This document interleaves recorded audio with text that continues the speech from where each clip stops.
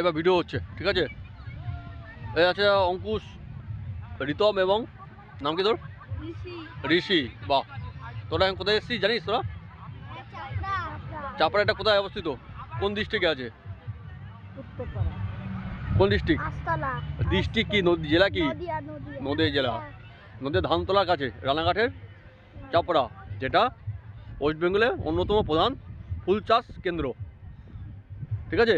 তাই দেখি ওদের স্যালো চলছে এদিকে। এদের বিভিন্ন চন্দ্রমল্লিকা, বিভিন্ন কালারের চন্দ্রমুখী চন্দ্রমল্লিকা ফুটে আছে। এটা সাদা চন্দ্রমল্লিকা। আর একটু পাশে গেলে এটা হলুদ চন্দ্রমল্লিকা, দেখতে পাচ্ছেন। আর এখানে চন্দ্রমল্লিকা নার্সারি চলছে। এটা এখান থেকে পরে বিক্রি হবে বা বিভিন্ন স্থানান্তরিত হবে। তার দূরে ওই ঝাউবন দেখতে পাচ্ছেন, ওটা হচ্ছে আপনার ডেকোরেটিভ, যেগুলো আপনার প্ল্যান্টগুলো দরকার হয়, ডেকোরেটিভ প্ল্যান্ট, মণ্ডপ সজ্জানোর জন্য, সেগুলো এগুলো দেখতে পাচ্ছেন। ওই যে দেখুন, আমি যদি একটু জুম আউট করি, এগুলো তেমন দেখি। আমার মা কোথায় বসে আছে দেখিনি। ওই যে আমার মা বয়স হয়ে যাওয়ার কারণে খুব একটা বুঝতে পারছে না।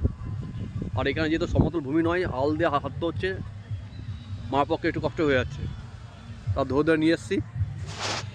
আমরা এখন চাপড়া ফুল বাগানের মধ্যে আছি। দেখুন বিভিন্ন জায়গা থেকে দৌড় যাচ্ছে ফুল বাগানের মধ্যে। এসে চাষিরা আমাদের এখানে আসার জন্য সুযোগ করে দিয়েছে, যা আমরা দেখতে পারি। যতদূর চোখ যায় ফুল আর ফুল। এবং বিভিন্ন জায়গা থেকে কেউ পিকনিকের জন্য এসছে, কেউ বা ছোট ট্রিপে এসছে, ফ্যামিলি নিয়ে এসছে, যা যা সময় মতো কাটবে। আর এটা দেখতে পাচ্ছি না, এটা গ্রিন হাউস। অঙ্কা গ্রিন হাউস সম্পর্কে কিছু বলতো। What is green house? সংক্ষেপে বল নিজের মতন।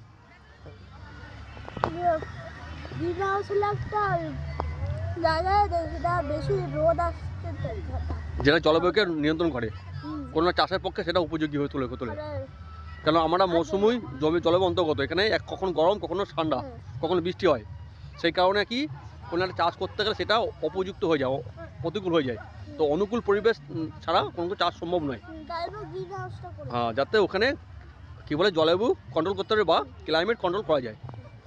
তারপর শুনলে অঙ্কুশ বিশ্বাস বললো, আর সঙ্গে ওই যে ও বন্ধু আছে রিতম, এরা এক সময় খুব ভালো ফিটাও খেলতো, এখনও খেলে, কিন্তু এখন একটু বিভিন্ন কারণে ওরা ফুটবল খেলা বন্ধ করে দিয়েছে, আগামী দিনে খেলবে। এ হচ্ছে রিজু, নতুন সংযোজন এদের গ্রুপে। ঋষি, দেখুন আমি ইচ্ছে বললাম যাতে নামটা ঠিক করে বলতে পারে। আসুন।